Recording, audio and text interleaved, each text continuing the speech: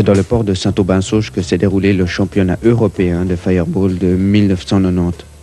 Organisé en étroite collaboration entre le CVB, Cercle de la Voile de la Baie-Roche, et la SFA, Association Suisse de Fireball, cette importante manifestation a regroupé des fireballistes de tous les pays européens, de l'Est comme de l'Ouest, et plus particulièrement des équipages anglais et bien sûr des navigateurs suisses. Les organisateurs se sont mobilisés pour concevoir et mettre sur pied toute l'infrastructure en place, ainsi que pour veiller au bon déroulement des régates. Ce reportage donne la parole aux organisateurs comme aux concurrents et se propose de nous faire découvrir ce sport nautique au travers de quelques extraits du championnat.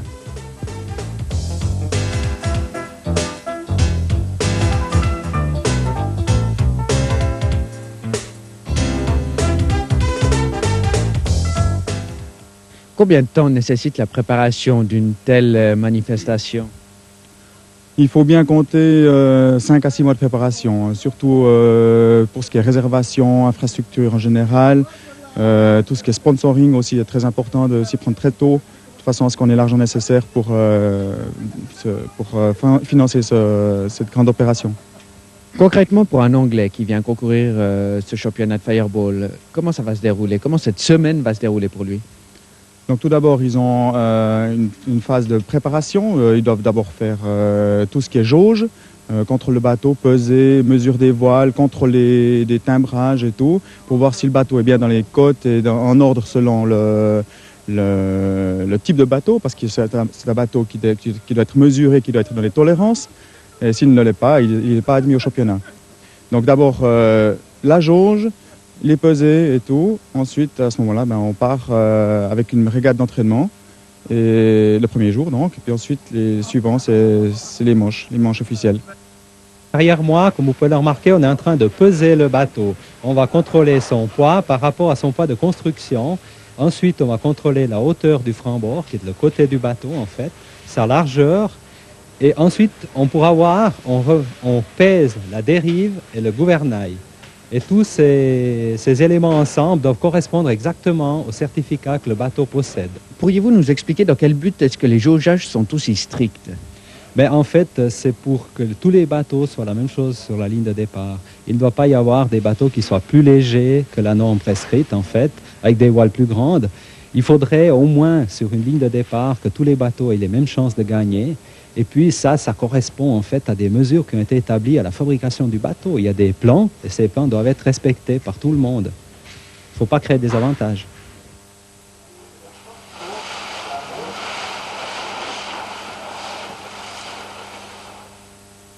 Le travail de jaugeage consiste aussi à mesurer les voiles. Pourquoi?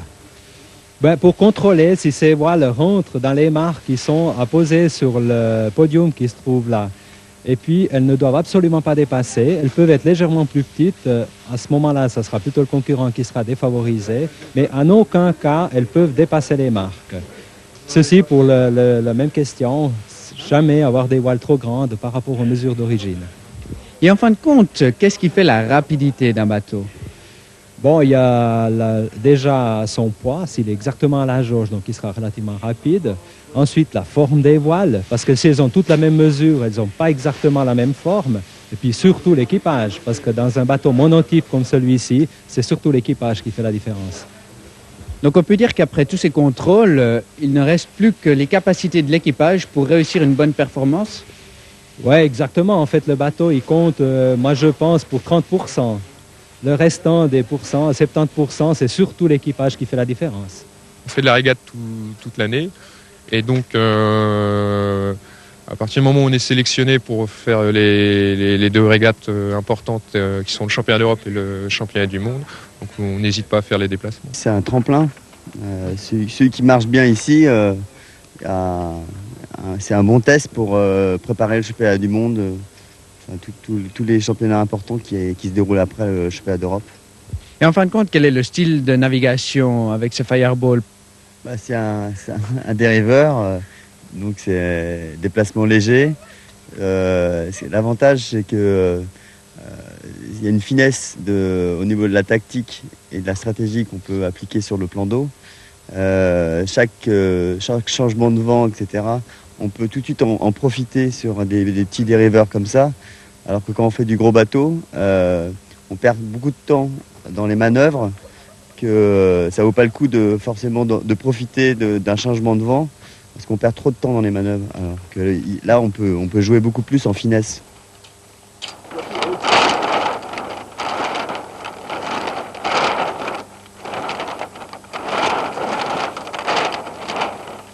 Est-ce qu'il faut être un costaud pour manier ces bateaux ou alors très technique?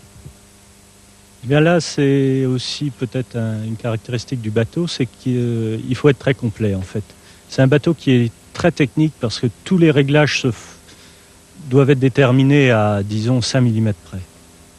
Et comme il y a beaucoup de réglages, il faut être très, très organisé pour arriver à bien déterminer chaque paramètre de la technique du bateau, et ceci pour toutes les forces de vent, de vagues. Donc il y a vraiment une connaissance technique à acquérir petit à petit, et pour ceux qui apprécient la technique, c'est un point positif. Mais c'est un bateau assez compliqué à mettre au point par rapport à d'autres dériveurs où les réglages sont beaucoup plus standards. Il n'y a pas vraiment de meilleures conditions. L'intérêt de la régate, c'est de se confronter à des bateaux qui sont les mêmes. Et à la limite, que le vent soit faible ou fort, c'est la même chose. Du moment que le voisin a le même bateau et qu'on peut se battre à armes égales, c'est là que c'est amusant. L'idéal sur une régate comme ça qui dure une semaine, ce serait d'avoir un petit peu de chaque type de temps, un petit peu de vent, un petit peu de pas de vent, pour que chacun puisse exprimer un peu ses préférences. Mais a priori, si on veut arriver à un minimum de résultats, il faut être capable de naviguer dans toutes les conditions.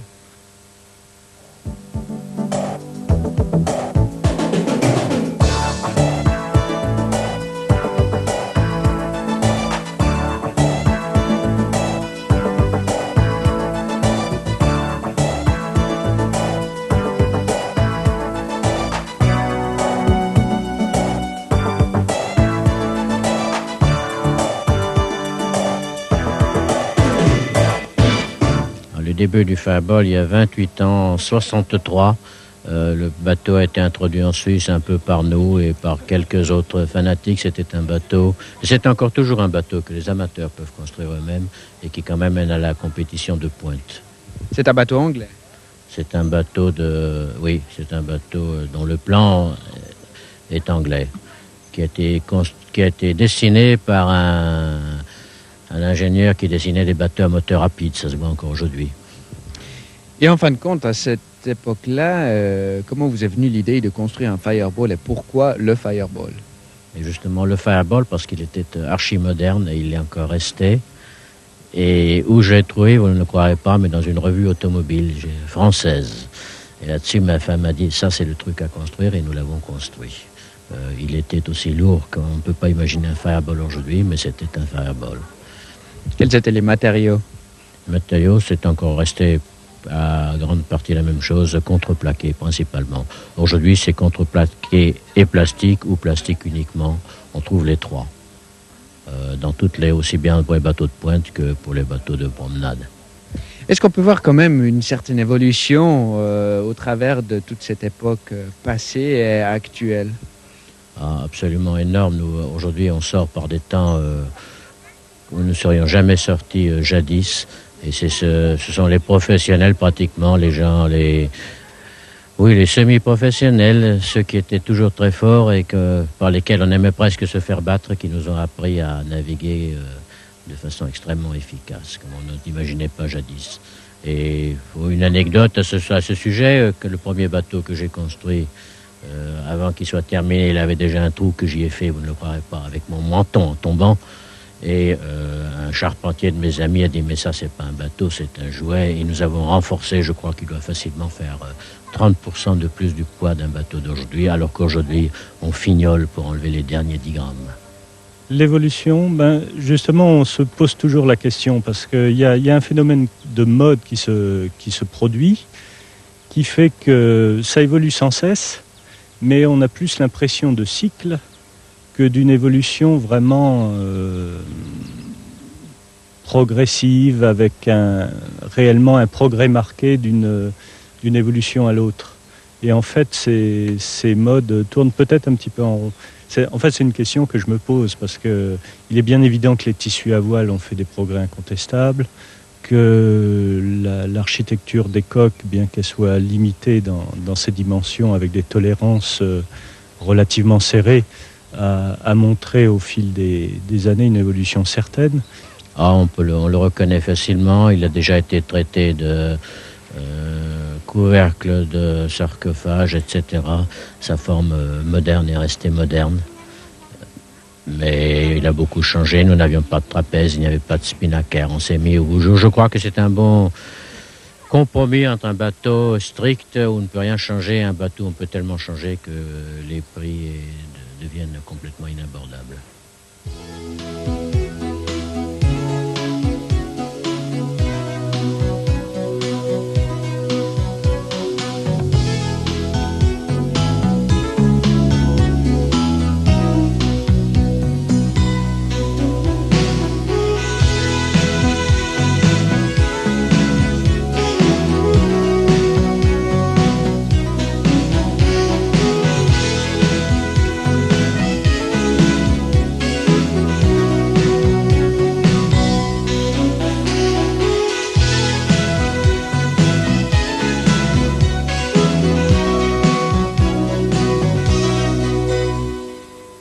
Quels sont les critères qui vont déterminer le positionnement des bouées?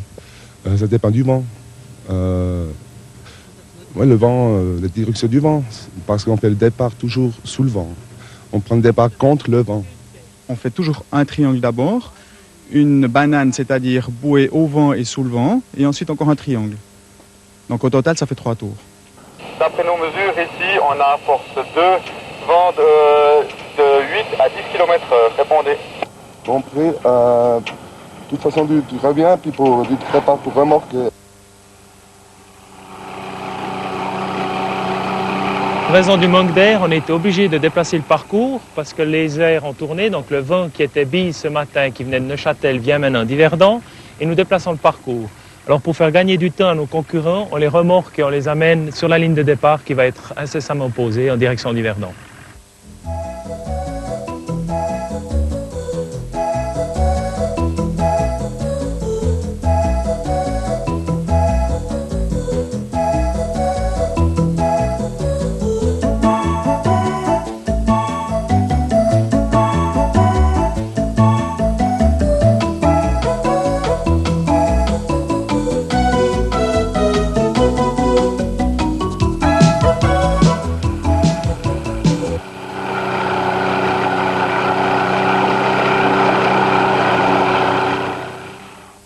Concrètement, comment est-ce que les fireballs vont s'aligner pour le départ? Ils ont le temps, et puis 30 secondes avant le départ, ils commencent plus tôt, s'aligner sur la ligne avec les voiles lâchées. Et au moment du coup de canon, ils tirent les voiles et puis ils partent. Donc le moment du départ est déterminant pour le reste de la course? Oui, ça on peut dire, c'est très important, le départ. Si on loupe le départ, on est derrière, et puis on a une paroi des voiles devant, puis c'est fini.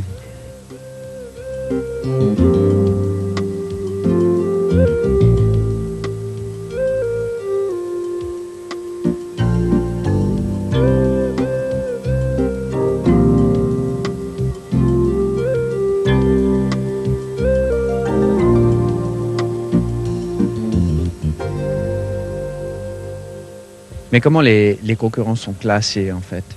Donc ils sont classés selon l'ordre d'arrivée, c'est clair. Et puis ils ont le minimum de points pour le premier, toujours un peu plus pour les suivants. Et l'addition de tous les points forme le total qui est reporté ensuite sur les classements. 3, 4, 3, 2, 1.